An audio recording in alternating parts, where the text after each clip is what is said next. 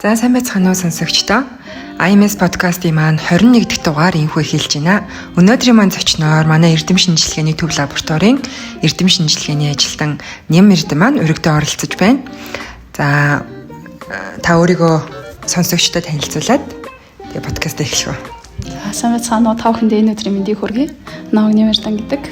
2018 онд анагаахын шинжилгээний үндэсний их сургуулийг бие оноох судлаач мэргэжлэр суралцж төгссөн. 2023 оноос эхлэн оноохны үргэлжлэнгийн эрдэм шинжилгээний төв лабораторид эрдэм шинжилгээний ажилтнаар ажиллаж эхэлсэн. За битэрийн ярилцах өнөөдрийн сэдэв үүдл эс гэж юу вэ гэсэн сэдэв байна тий. За тэгэхээр энэ талаар яг гэж юу вэ гэдгийг сонсогчдод тодтогч тайлбарлаж өгвөл. За үүдл эс гэдэг нь өөрөө өөрийгөө ошруулах чадвартай дээр шаардлагатай тохиолдолд аль ч төрлийн эс болон ялгаруу үүсгэх чадвартай тийм үсэдийг хэлдэг. Өөрөөр энгийн үгээр тайлбарлал тухайн хүний биед өвчин эмгэг осол гэмтлийн шалтгаанаар тухайн дэрэгтний эрүүл эсүүд маш ихээр гэмтэж өвчдөг. Энэ үед үүдл эсүүд идэвхжиж тухайн өгсөн эсүүдийг эрүүл шин залуу эсүүдээр суллах үйл явцыг үйл ажиллагаанд оролцдог. Тийм учраас үүдл эсүүдийг бидний биеийн бичил эмч нар гэж бас нэрлэдэг. За үүдлсийг дотор нь үр хөврлийн үүдлэс, нас бие гүйтсэн үүдлэс, тэгээд лабораторийн нөхцөл гарган авсан өдөөгцсөн үүдлэс буюу IPSS гэж бас ангилдаг. Үр хөврлийн үүдлэс нь болохоор 90 бэлгийн эс нийлж үр тогтоод үр хөврөл бий болсноос эхний 14 хоногт үүссэн эсүүдийг болохоор үр хөврлийн үүдлэс гэж нэрлэдэг. Энэ эсүүд нь бол бидний биеийн бүх эсүүдийг үүсгэх чадвартай тийм эсүүд байдаг. За нас бие гүйтсэн үүдлэсүүд нь болохоор зөвхөн нэг эдэрхтний эсийг бүтээх чадвартай эсүүдийг нас бие гүйтсэн үүдлэс гэж нэрлэдэг. Нэг эдэрхтэн гэхээр цусны эс, мэдрэлийн үүдлэс, арсны үүдлэсүүд гэх мэт. За IPS гэдэг нь болохоор үр хөврлийн үүдлэсийн шин чанарыг агуулсан лабораторийн нөхцөл гарган авсан эсүүдийг IPS буюу өдөөгцсөн үүдлэс гэж нэрлэдэг. Энэ эсийг анх 2006 онд Шинэ Яманака гэхээр Японы эрдэмтэн арсны эсээс ялан авч 2012 онд энэ хүн нээлтээр Нобелийн шагнал хүртсэн. Үүдл эсийн юм эмчилгээ гэж яг юу гэдэг юм бэ те? Дэлхийн нийтэд ашиглаж байгаа тийм эмчилгээнүүд нь юу вэ? За үүдл эсүүдийг хүн судас, ихс, өөх, ясны чүмэг тэгээ захын цуснаас ялгаж авч эмчилгээнд ашиглаж байгаа. За дэлхийд хамгийн хүлээн зөвшөөрөгдсөн олон улсын эмчилгээнийхэн зааварт орсон эмчилгээ бол ясны чүмэгнөөс цусны үүдэлсүүдийг ялган авах эмчилгээ байна. Энэ бол маш эрчимтэй, үр дүнтэй явж байгаа эмчилгээ байна. За харин сүүлийн үед болохоор өөхнөөс үүдэлсүүдийг ялган бодисын сэлцээний эмгэг, тэгээ нуруу нуусны гэмтэл, аутизм, чихрийн шижин, спортын гэмтлүүд, түлэгдэл шарах зэрэгт бас энэ өөхнөөс ялган авсан үүдэлсүүдийг судалгааны түвшинд зарим улсад бол клиникийнхаа эмчилгээний зааварт оролцсон эмчилгээнд ашиглаж байгаа тийм тохиолдол байна. Ямар өвчний эмчилгээ гэсэн үг үү? Олон улсад Альцгеймер, аутизм, чихрийн шижин, спортын гэмтлүүд тэгээд остеоартрит зэрэг өвчнүүд дээр мөн илгэний циррозтой бөөрийн эмэгтэй хүмүүс төр бас үүдэлсэн эмчилгээг клиникт ашиглаж байгаа.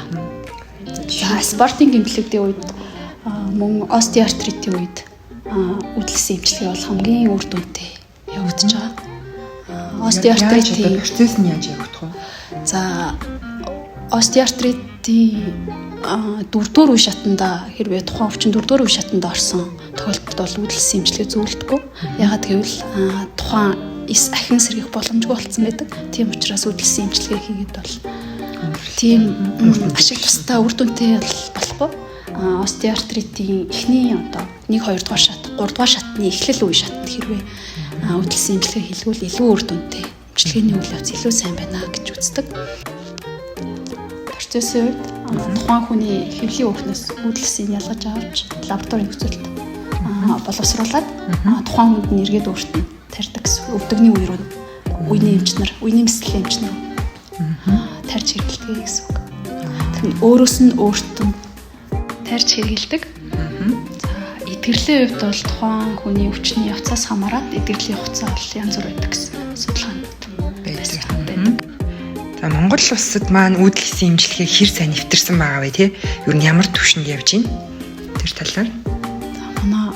манай орны хувьд улсын 1-р төвийн эмнэлэгтэр цусны хамтартай цусны өвчтөй хүмүүс төр ясны чөмгнөөс үүдэлс шилжүүлэн суулгах ажиллагааг амжилттай хийж байгаа. За манай бас Азтай болохоор үүдэлс шилжүүлэн суулгах эмчилгээг нэвтрүүлсэн 15 дахь орн болсон.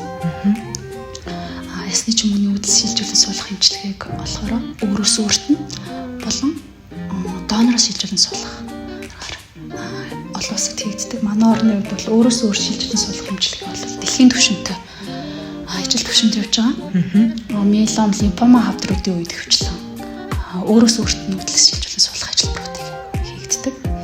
За олон улсад бол өөрөөс өөрт үүдэлс шилжүүлэн суулгах эмчилгээ 100 хүний 80 хүнд нь амьдралыг нь дунджаар 3-5 жилээр гурцсахдаг гэсэн тоо баримтууд дурдгдсан байсан. За сүүлийн үед хийгдсэн тийм сонирхолтой дэлхийн нийтэд хийгдсэн судалгааны талаар сонсогчдод танилцуулбал. За сүүлийн үеийн судалгаанаас танилцуулбал 2024 онд Nature сэтгүүлд хэвлэгдсэн. Бүр энэ онд. Энэ онд хэвлэгдсэн. Австрид хийгдсэн судалгаа байсан. Энэ нь болохоор 40-с 90 насны нийт 37 хүнийг хамруулсан. Өвдөгний остеоартритийн 3-4 бүр зэрэгтэй ийм хүмүүсийг хамруулсан байсан. Нийт 4 жилийн хугацаанд дааж судалсан 2019 оноос 2022 оны хооронд дааж судалсан. Энэхүү судалгаанд тухайн хүмүүсийн ясны чөмгнөөс үүдэлсийг ялгаж аваад өөрт нь ашигласан судалгаа байсан.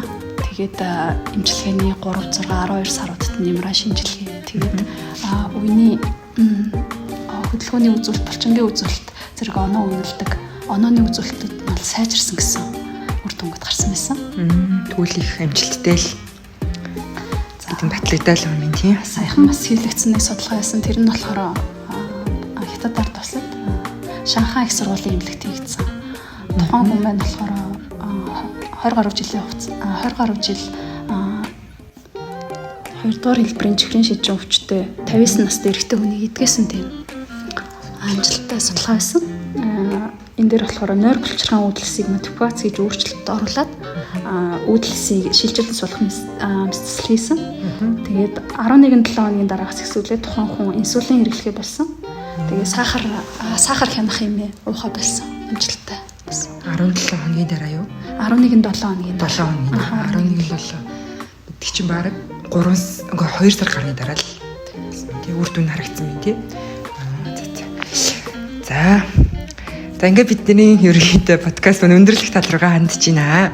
Сүүлийн асуулт нь болохоор яг тодруулж асуугаагүй болно. Та сонсогчдоо нэмж өгөх тийм зөвлөгөө ч юм уу зөвлөмж юу вэ? Үүдэлсийн судалгаа шинжилгээг олон талаас нь хөгжүүлж чадвал анагаахын шинжилгээнд бол маш олон өөрчлөлтийг авчрах боломжтой. За монголчуудын хувьд бол гадны өндөр хөгжилтэй орн руу үүдэлсийн шинжилгээ гэж маш их зорддог. Хэрвээ Монгол улс шинжилгээний салбартаа хөрөнгө оруулалтыг зарцуулж чадах юм бол заавал хүмүүс гадны орныг зорихгүйгээр Монголдо энэхүү эмчилгээг хийх боломж бол бүрэн байгаа. За 2012 онд Японы шинэ Яманака эрдэмтнийг Нобелийн шагнал хүртснээс хойш Япон улс бол шинжилгээний салбартаа тэр дундаа үүдэлсийн судалгаа шинжилгээгээр бол маш их хөрөнгө оруулалтыг хийсэн. Тэгснээр бол Япон улсын үүдэлсийн эмчилгээ судалгаа бол маш өндөр түвшинд дэлхийн хэмжээнд бол өндөр түвшинд хөгжиж байгаа. Тийм учраас монголчууд ч гэсэн Монголоос ч гэсэн энэхүү салбар руу хөрөнгө оруулалтыг зарцуулж чадвал дэлхийн түвшинд хүрэх боломжтой. За баярлалаа. Өнөөдрийн подкаст маань ийхүү өндөрлөж байна. Тэгээд дараагийн подкастаар ахиу уулзцгаая. Баяртай сонсогчдоо. Баяртай. Баяртай.